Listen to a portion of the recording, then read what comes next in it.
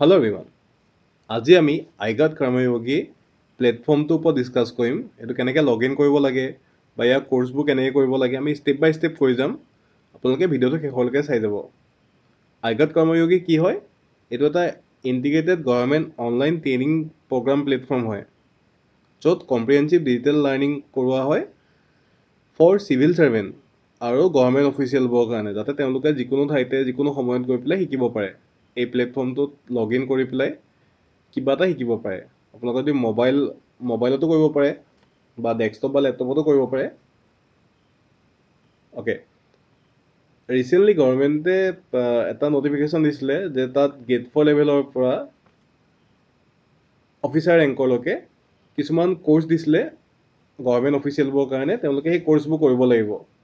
যিমান কোৰ্চ দিছে তাৰ 50% কোৰ্চ এটলিষ্ট কমপ্লিট কৰিব লাগিব।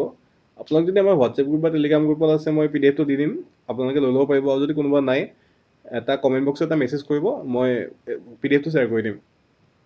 অ'কে, ইয়াত যিমান কোৰ্চ আছে তাৰ মিনিমাম এটলিষ্ট 50% কোৰ্চ কমপ্লিট কৰিবই লাগিব ফাইনেন্সিয়েল ইয়েৰ 25-26ৰ ভিতৰত। আৰু ইজি হয়, একেবাৰে সহজ হয়। আপোনালোকে কি কৰিব লাগিব তাৰ বাবে, আপোনালোকে মোবাইলৰ প্লে ষ্টৰত গৈ পেলাই আইগট কৰ্ময়োগী চাৰ্চ কৰিব পাৰে, আৰু নহ'লে গুগলত গৈ পেলাই লেপটপ বা ডেস্কটপত আইগট কৰ্ময়োগী চাৰ্চ কৰিলে তাৰ যিটো গভৰ্ণমেণ্ট ৱেবছাইটটো হয় তাত গৈ লগ ইন কৰিলেই হ'ল। আৰু তাত গৈ পেলাই লগ ইনত যাব। লগ ইনত গৈ পেলাই লগ ইন উইথ OTP।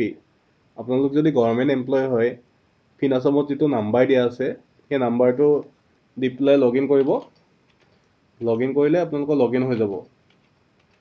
আৰু ৰিকুৱেষ্ট ফৰ OTP মাৰিব। OTPটো অলপ পিছত OTPটো আহি যাব। আৰু যদি কাৰোবাৰ নাই তেন্তে গৈ পেলাই ৰেজিষ্ট্ৰেশ্যন কৰি ল'ব। ৰেজিষ্ট্ৰেশ্যন কৰিলেও আপোনালোকৰ লগ ইন হৈ যাব। আৰু এইটো কাৰণে টেনশ্যন ল'ব নালাগে বাৰু। যদি কাৰোবাৰ কিবা কাৰণত কেতিয়াবা OTP নাহেও, আৰু নাহিলেও তেতিয়া ৰেজিষ্ট্ৰেশ্যন কৰি ল'ব, OTP আহি যাব তেতিয়া। তাৰপিছত লগ ইন কৰিব। লগ ইন কৰাৰ পিছত এনেকুৱা এটা পেজ খোল খাব। ৱেবছাইটটো অকণমান শ্ল' হয় খোলোতে, নেটৱৰ্কৰ ইছ্যুৰ কাৰণে অলপ কেতিয়াবা শ্ল' হৈ যায়। তাত আপোনালোকৰ ডেস্কবৰ্ডত কিমান কোৰ্চ কৰিলে, কি কি কোৰ্চ কৰিলে, কিমানটা প্ৰগ্ৰাম কৰিলে, এতিয়ালৈকে সকলোবোৰ লিখা থাকিব।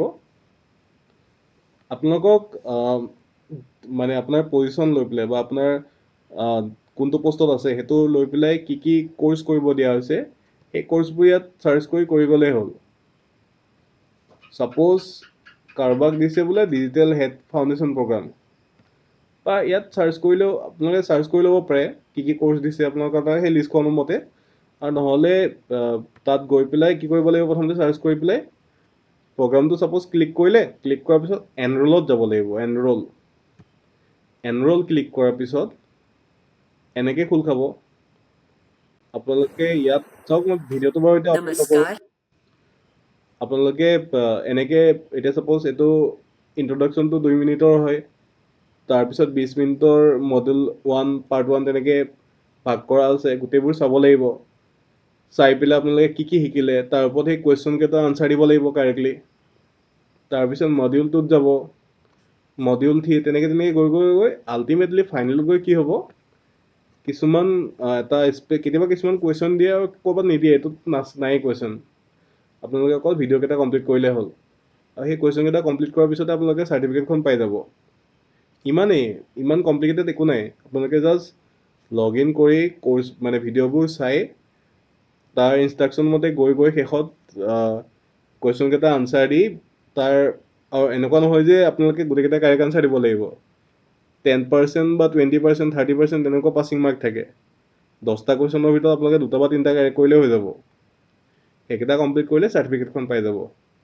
কাৰোবাৰ যদি এতিয়াও কিবা ডাউট আছে, আপোনালোকে কমেণ্ট ছেকশ্যনত এটা মেছেজ কৰিব, বা আমাৰ হোৱাটছএপ বা টেলিগ্ৰাম গ্ৰুপত থাকিলে ডাইৰেক্টলি মেছেজ কৰিব পাৰিব। Thank U.